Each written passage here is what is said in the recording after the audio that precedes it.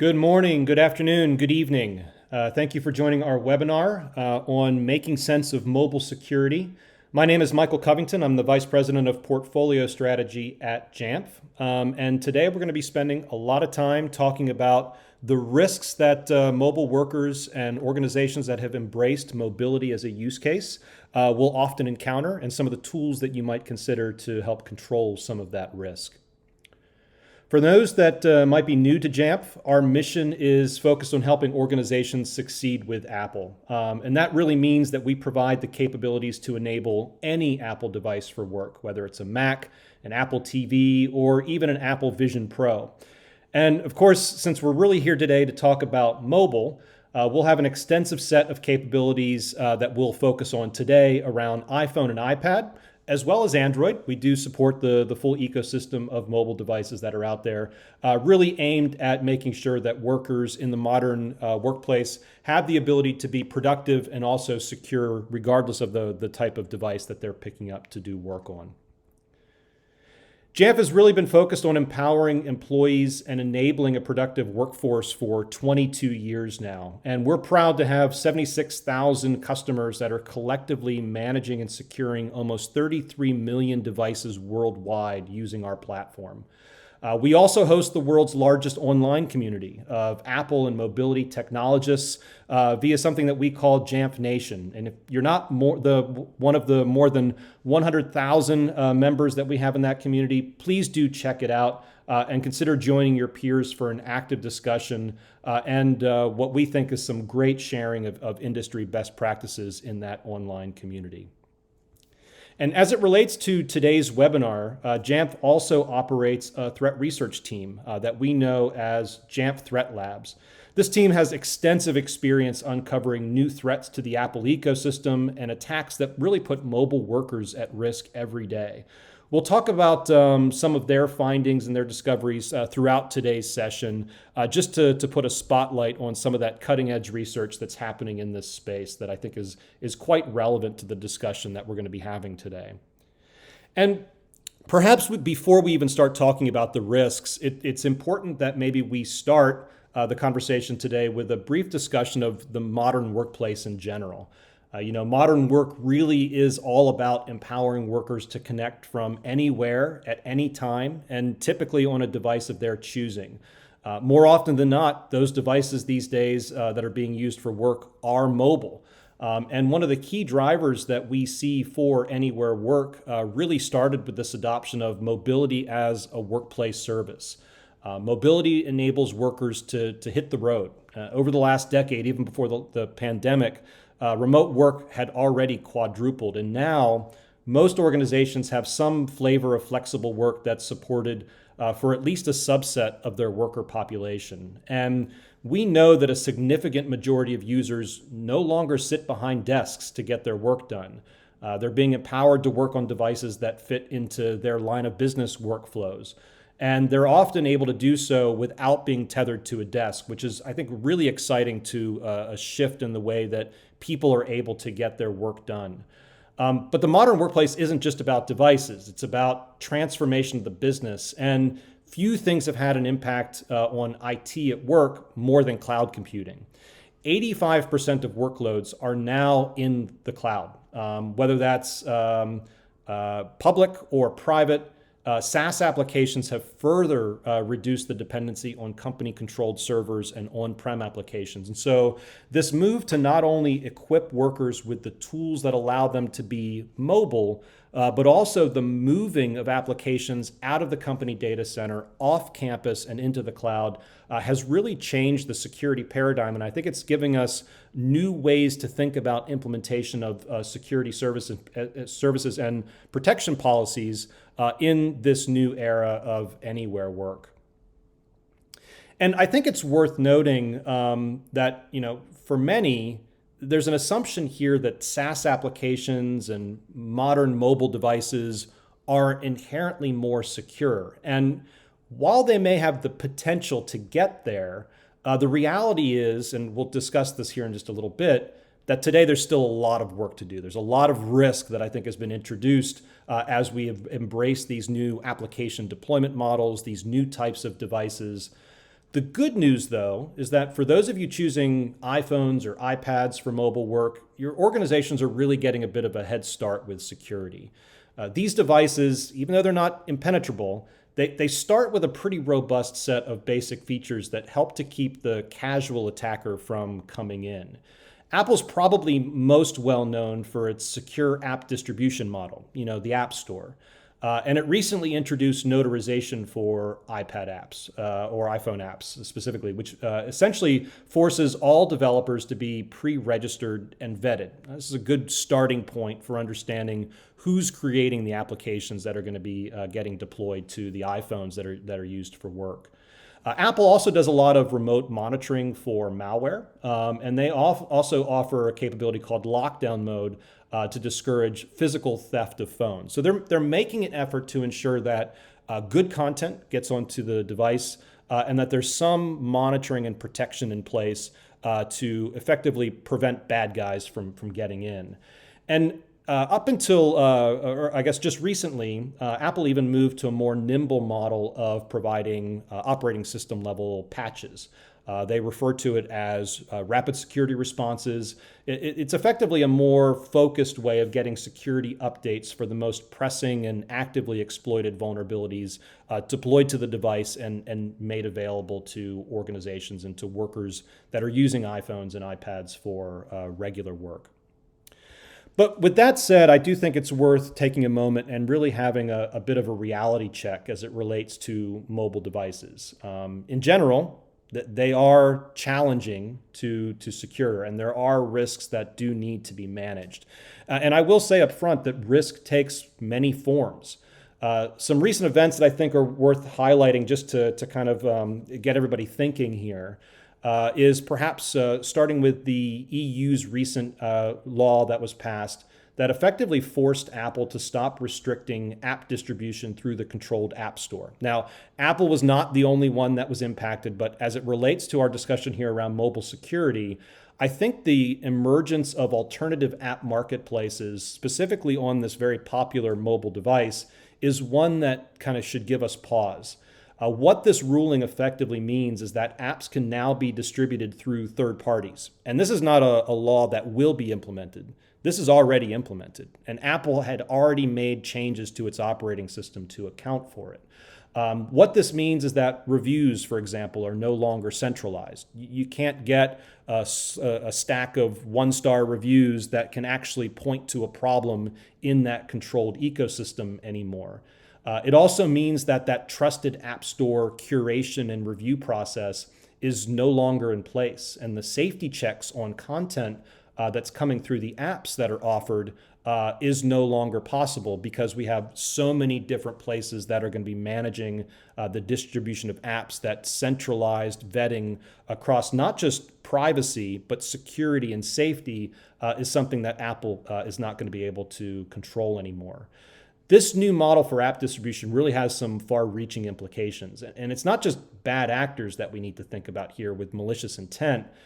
There are, as I mentioned, privacy implications to users who are now going to be exposed to applications that are coming from alternative marketplaces that might be asking for permissions that previously would have not been necessary. They might be passing content in where you need to consider the safety of your workers or your students that are sitting in front of these mobile devices. We'll talk about more of this in the coming slides, but the key point here is that app security is really becoming front and center as one of the key areas that we need to think about when we are considering mobile security capabilities. There's also been some news recently around mobile spyware that's impacting organizations that we assumed were very well guarded. The EU Parliament was reported to have encountered mobile spyware on phones belonging to their members, which is certainly concerning. And this is not the first time that we've seen mobile spyware in the news. Our own team has actually done quite an extensive study on mercenary spyware that it's found impacting organizations. And we've seen it in organizations of all sizes and across multiple industries. I'm not going to go into this detail today here, but do know that there are some write-ups that have been published by the Jamf Threat Labs team kind of diving into this detail here. And This group of researchers have really been at the forefront of tracking the evolution of mobile spyware for several years now. And they do have some pretty unique perspectives on the attack vectors that are being used, the techniques that are being applied to maintain a persistence on a device in order to surveil for longer periods of time. And one of the topics that they've explored in detail is this notion of post-exploitation techniques that are used to maintain persistence on a device. I think that it's just worth noting that, regardless of where your organization is in kind of the overall mobile security journey, it's really worth being aware of what the threat landscape looks like today. And that's really what we want to do here today, is discuss the considerations that you might be kind of bringing to the forefront as you look at either developing or refining your approach to mobile risk management. And to that aim, I think what I'd like to do is transition now to a discussion of requirements, if you will, that should be factored into your mobile security program. It's probably worth stating that our goal here today is not to provide you with a comprehensive list of features, but instead we want to really help provide a framework that can be used to kick off your mobile security project or help measure the success and the comprehensiveness or the completeness of it over time. And I think one of the things that we should acknowledge is that organizations are going to be kind of going through this process very differently. What we talk about today is not meant to be a prescriptive path, but one that lays out some considerations so that you can choose the elements that are going to be most important for your business needs today, while also allowing you room to grow or improve over time, effectively giving you a roadmap for what your long-term security initiatives should or could include, and then how you can actually bring those components together over time. All of these factors really should be considered as you formulate your mobile security strategy. But when I think of mobile security, the most fundamental capability is one of security management. Good security hygiene is a well-established best practice with desktops and with laptops, and yet Jamf data shows that 40% of mobile devices are run in production environments with known vulnerabilities. That's 40% of devices today, potentially within your own fleet, that are running with vulnerabilities that are exposed for attackers ready to exploit. That's a real concern. And so getting a handle on basic security configuration is critical for the long-term success of any mobility program. And I think really a great starting point. Of course, everybody here today is probably focused on threat prevention. And what we want to do is stop the bad things before they impact worker productivity. And so this second tier here around our requirements is really around making sure that we've got this critical pillar of mobile security that the industry really has come to call mobile threat defense, or MTD. We'll talk more about the capabilities here in a bit, but note that I think that this is still secondary to establishing a robust, secure foundation. But once you have those good configurations in place, really being able to take an eye to the outside attacks that are coming in is where you're going to be largely focused. Lastly, I think it's important to treat mobile just like every other endpoint in the organization. We need to equip these devices to face an onslaught of attack, but we also have to assume that at some point we're going to be compromised. We don't want to be caught without a plan. We think that mobile detection and response is a critical capability for a truly resilient mobility program, but yet many organizations are not even aware of the art of the possible in this specific area of mobile security. So what I want to do today is at least touch on this area a little bit so that we can talk about the importance of telemetry collection, the fact that you can do IOC analysis today for mobile, and we'll talk a little bit about the types of security intelligence that might actually assist your security operations analyst in pulling mobility into the footprint that they are currently processing as part of their daily workflow. Without further ado, I really want to move now into security configuration. I think that framework hopefully is a good structure for the rest of our time here today. And what I thought we might do now is take a brief look at some of the core capabilities that are going to comprise each of these areas. And so really, as we start to talk about security management, or what some call configuration vulnerability management, It's going to be focused on establishing that secure foundation. And with that, I think that, whether you plan to align your devices with a well-known standard like the CIS benchmarks, or you're following your own organization's standard for device hygiene, it's really important to just simply establish a program to monitor the devices that are being used for work, regardless of form factor, and make sure that they're compliant, that you can report and maybe even enforce the settings that you think are important for that device to just be secure as it goes out into the world. I think, a standard starting point here is really just making sure that the devices are configured well to begin with, that they're running an operating system that is free of known or published vulnerabilities, and that they're not actively being exploited. This is actually just step one. But how do you know which devices or operating systems are vulnerable? Well, that's where a good security tool is going to help. Especially if you run a larger fleet with many devices, perhaps multiple mobile operating systems in play, and even applications that might require regular updates. Jamf's own mobile security tool analyzes both OS vulnerabilities. You'll see that here on the screen, where we're kind of assessing the overall severity and the impact of a particular CVE within a particular operating system, as well as application risks. We'll talk about that in just a slide or two. It's imperative that you not just identify bad OS versions, because that's going to be really difficult to triage and scale, especially as you're looking at a larger fleet. Using a management tool like Jamf Pro or Jamf School or any of the UEM partners that we work with really is going to be able to help you monitor and maintain OS patch levels for those larger fleets.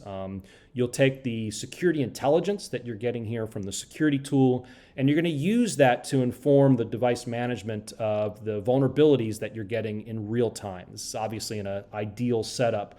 This is where we're going to be able to really close the loop on risks quickly and make sure we're really having a minimal impact on the IT staff that is overseeing this. Details like this CVE analysis is really helpful as we're trying to assess the impact of vulnerabilities and the need for updating rapidly within a fleet that might have some bugs that are exposed. And as I mentioned, operating systems really are not the only place where we see vulnerabilities that need to be managed and patched. Applications require a fair amount of oversight, particularly in large multinational organizations. We don't have time today to talk about all the risks that should be factored into an app vetting program, but some of the things that you might consider in this area really relate to things like how well the app handles secure data connections.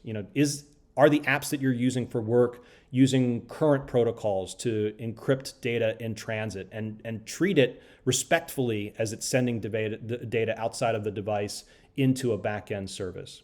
Who's the developer? Do they have a reputation for publishing good, reliable, performant applications? What libraries are bundled into the apps? Are there frameworks or ad networks that should raise your concern? And what permissions are requested by the app? Do they put your end user privacy at risk? Jamf really believes that managing applications holistically, not just looking for malware, is an important and key component of good mobile security practice. And you'll notice we're having this conversation about app vetting before we've really even scrubbed in on the topic of malware. Really making sure that your apps for work are coming from a good place, that they are safe, that they are up to date, and that they're treating data respectfully is really core, I think, to a good mobile security program. And this also brings us to the topic of user-introduced risk. When it comes to planning your mobile security strategy, you might consider how much you trust your organization's users. The device may be perfectly safe on its own, running the latest operating system with patched applications and meeting all of your security requirements. But what happens when the user starts to use it in the real world? They access websites, some of which may be unsavory or inappropriate for work. They send and receive messages, sometimes with individuals they don't know or they don't trust. And all of these connections, when they're used on a work device, are subject to your organization's acceptable use policy. So as you build your mobile security program, consider whether you need a separate mobile AUP. And if you do, think about how you can implement that on end user devices in a way that's transparent and still respectful of end user privacy. At Jamf, we have a variety of tools that can be used to implement acceptable use policies on work devices, as well as on work applications. You really should be strongly considering how you can incorporate acceptable use into your mobile security program from the start, because the user is inevitably the weakest link in the chain of defenses, and we need to do everything we can to support them and help prevent them from being the source of compromise. This includes helping to ensure they visit only trusted sites and consume content that you feel is appropriate for work.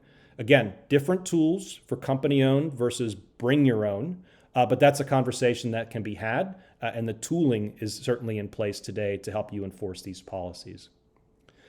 Finally, as we round out our conversation around security configuration, it's really important that a good mobile security program consider data security. At the most basic level, data security begins with policy control within the device. We want to ensure that sensitive business data is allowed to flow only between trusted, authorized applications. Data loss prevention means a lot of different things in a lot of different contexts, but on mobile, it's actually quite straightforward to implement with the right tools. And it can be done on both company-owned devices as well as BYOD to really help ensure that personal apps cannot receive business data. As just one example of the type of policy that we can implement. Many try to do this with application policies, or MAM, and we find that a lot of organizations struggle because these policies tend to be very restrictive, they're intrusive to end user privacy depending on how they're built up, and they deliver a bad experience. Even if data controls are not part of your project's highest priorities, we really do encourage everyone who's putting together a mobile security program to really consider the modern controls that are going to be possible so that they can be incorporated over time as your program matures. And I think on that note, data control, I just want to kind of close out with this, is not restricted to copy and paste. Let's not think of that as the only type of control that we can implement on mobile. We have other ways to protect sensitive data, including how that data flows across the network. When you look at mobile security end-to-end, we really recommend that data in transit be part of your list of considerations so that you not only add a layer of protection on the device and when that data is flowing out of the device, but you also factor in device risk into your access control policies. You see, we are now living in a world where zero trust can truly be implemented, and that includes on mobile devices. Within Jamf's own portfolio, we make it possible to prevent unknown and untrusted devices from accessing sensitive business applications, whether they're in the cloud or they're on premises. And how your organization defines trust may be basic today. For example, you might just look at whether a device is managed or not, but you can actually evolve that over time, and you can include more robust risk signaling, and you can actually include the notion of BYOD devices coming into the mix as well, and being used to access a subset of your critical work applications in a safe and secure way. And with that, I really would like to shift the conversation from one where we've been focused on secure configuration management to one where we're now going to be talking about more active defenses. And again, today is not meant to provide a comprehensive list of all the features you should incorporate into your mobile security program. Instead, it's intended to provide a framework for structuring your activities and a list of considerations that really can help you prioritize the most important features and controls for your organizations based on budget, staffing levels, etc., and then also allow you to keep an ongoing project list for controls and capabilities to add over time. As we make this shift, I really want to begin to look at attack prevention and that core set of mobile threat defense capabilities. And what better place to start than malware prevention? I think it's at the top of the list for obvious reasons. What might be a surprise, though, is that less than 1% of organizations encounter a mobile malware attack. However, when they do, the malware that we see, especially in the cases of mercenary spyware, they're bad. They're persistent, and they're damaging. And so it's really important that we make sure that we're looking at malware instances across the entire mobile fleet. Our team has found instances both on iOS as well as on Android devices, so no platform here is immune. The important thing to consider is how malware detection factors into your overall program. When it's detected, are you able to fix the device? Are you able to say remove the application? We want to make sure that we're thinking about mobile security not just as a detection tool, but that we have remediation and removal tools and policy controls as well. When malware is present, are you able to stop a user from accessing your most sensitive data repository, say your customer database? These are the considerations that we want to put before you today as it relates to a broader mobile security initiative. And we encourage you not to look at malware in a vacuum or malware detection in a vacuum, but to think about what policy actions you would like to take if and when malware is detected. Another reality of remote work is that the infrastructure used by your workers to connect is no longer controlled and protected by IT. This is the reality of workers that have multiple ways of connecting, whether it be through multiple Wi-Fi networks or the use of 5G connectivity. As a result, you might be concerned with infrastructure level attacks. And what we want to do here is really start to think about how we can equip the device to detect these attacks and act accordingly when these attacks are identified. Identifying attacks that are commonly known as adversary in the middle or protocol attacks like SSL strip are what we're kind of trying to get at here when we think about good mobile security capabilities that an agent can offer on the device when the device is out in the real world operating on untrusted networks. Now, if your devices are locked to a corporate controlled network, this may be a lower priority for your business, and that's okay. You don't need to cram all of these features into your first implementation of mobile security, either products or policies. But for those with field workers who frequently make use of public Wi-Fi or Wi-Fi at partner environments for connectivity, you'll want to monitor those devices more closely and make sure that there haven't been signs of eavesdropping or data tampering, or that your worker data was inadvertently picked up on a network and potentially inspected for a variety of reasons.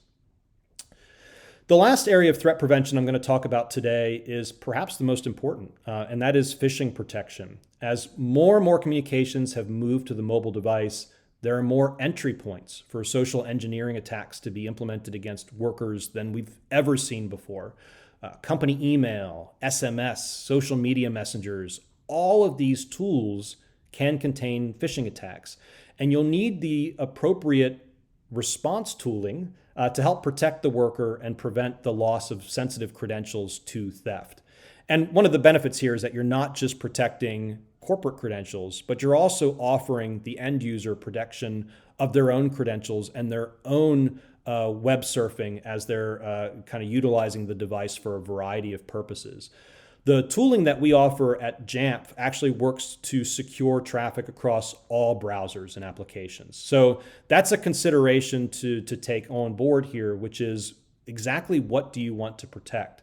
For company devices, you probably want to prevent phishing in every application.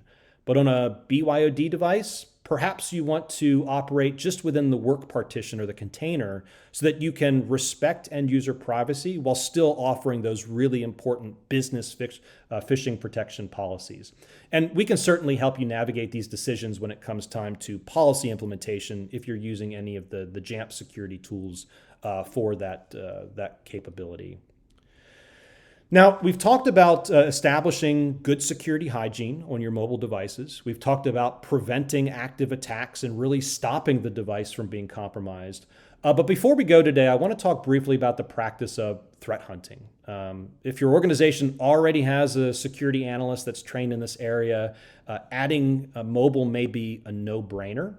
But if you are just starting a security practice, threat hunting may be a capability to add over time. And yet I think it's important to be aware of the capabilities here so that as you start to think about what would enable an effective threat hunting practice, you can bake that in with your choice of tooling from the very start.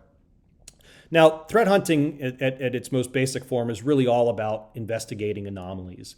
And whether these are obvious anomalies like how the device is performing, or less than obvious anomalies like new artifacts that might just randomly appear in the file system, it's really important that we consider everything when we're looking for that needle in the haystack that could indicate that we've been breached. Jamf's own mobile security tooling works in a variety of scenarios. And I mention that here because each of you will likely have a different use case for how to deploy technology like this to enable threat hunting. Some are going to want local data collection via a kiosk. Some might want to remotely collect data because your workers are not coming back to a controlled environment on a regular basis. If you're going to implement mobile as part of your threat hunting program, though, be sure to consider the different types of workers that you have and the likelihood of them being targeted. This is really going to help, I think, make sure that you are deploying this tooling in the right place and you're not overloading your security analysts with an excessive amount of data to troll through. Think executives, government employees, journalists, C-level staff. All of these groups are, by our measure, the ones that are most at risk to targeted attacks, to having mercenary spyware deployed to their device. And it's possible to perform threat hunting on a targeted basis. I think that's perfectly acceptable when rolling this type of tooling out, which is going to allow your teams to scale and really focus on the most likely infection points. The key thing, though, is to think broadly about mobile. Make sure you've got a very secure base across the board. Every device should have good configuration, and that you build up the capabilities appropriately based on the scenarios that the devices are going to be exposed to and the type of applications you want the workers to be utilizing. Those high-risk employees, the government contractors, the executives, the journalists that we talked about, those are the ones that tend to have access to the most sensitive information and are often on the go, going into areas that you may not trust, whether it be a particular building with a network that you don't control or a country where the local practices are perhaps ones that you don't necessarily trust. That's where you're going to have scenarios where the threat hunting capability is really going to come to bear. And as we start to wrap up here today, what I want to do is really zoom back out and perhaps revisit what it is that we're trying to accomplish with mobile security in the first place. Mobility is a key enabler in the modern workplace. And whether it's a user's primary mode for working or it's a way of extending their productivity to specific moments of being away from a site, mobile is central to how so many get work done. And we want to make sure that as you consider your mobile security strategy, that you do start with the device. Consider how it's configured. That includes how you manage the device, what data policies are in place, and if it must align to any compliance standards, for example. But also look at the apps that you deploy to the device or you allow the user to download. Don't just look for malware, but look for any type of app risk, from data leaks to vulnerabilities in the code that's been deployed and still persists on the device. And then, of course, safeguard the device's connectivity. Stop your adversaries from eavesdropping or incorporating mitigation strategies into the device so that the device itself can maintain connectivity even when it's surrounded by threats in the network infrastructure. But don't stop there. I think too many mobile security programs just think about the device or the agent that gets deployed to the device. It's so much more than that. Extend into the network and think about those content-based attacks. As I mentioned, phishing is the number one threat to mobile workers. But also look at other forms of content. Think about that acceptable use, the policy that we talked about earlier. You may want to implement that so that you can prevent your workers from accessing any malicious content, whether it be inappropriate site content or command and control signal that might be trying to compromise the device that your worker is utilizing on the go.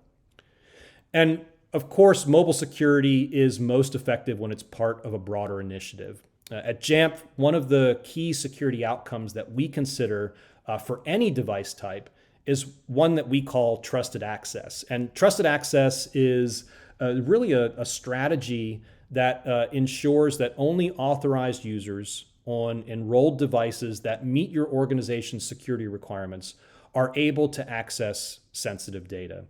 We believe that mobile very much fits into the model of trusted access, and that zero trust policies are achievable with mobile security solutions that are tied into your company objectives and this type of security outcome. There are a few moving parts that need to really be corralled to effectively achieve trusted access. I won't go into all of these today, but hopefully you've heard some subtle references to them throughout our presentation here today. You want to establish a relationship with your mobile devices. Only allow those that have enrolled into your program to be used to access sensitive data. Automate actions with your mobile devices, like establishing compliance baselines or patching applications to reduce staff overhead and reduce the opportunity windows that attackers will try to exploit. Secure your mobile devices and prevent incoming threat. Authenticate your users closer to the device and bind that information about their identity and their role to policies made at that first interaction point. And implement intelligent policies that take mobile device risk into account when connecting workers to remote applications. Don't stop your mobile workers from accessing key applications, but use your security tooling to provide them with access while also providing your security teams with the assurances that the device itself is safe and adhering to the corporate standards, even though it's mobile. The mobile security capabilities that we talked about today were focused on securing devices and preventing threats. But also we want to make sure that you're considering how you account for the inevitable. Our framework here today was really structured around these three key pillars of capabilities: secure device configuration, attack prevention, and of course, having the ability to do threat hunting when things go sideways. We encourage you to consider all of these areas when you build out your mobile security practice. And if you want further information, please don't hesitate to reach out to Jamf for a discussion of what we might be able to offer across one or more of these areas as you build out your overall mobility program and the security policies that will align to it to make sure that your workers are productive, but also operating in a safe, and privacy-preserving and secure way.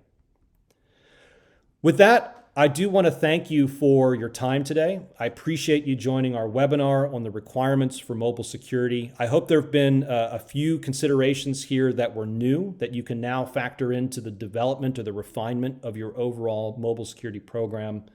I'll now take a few moments to address any open questions before we close out. Again, thank you for the time. Please do use the chat, and I will do my best to keep up with any questions that are sent across.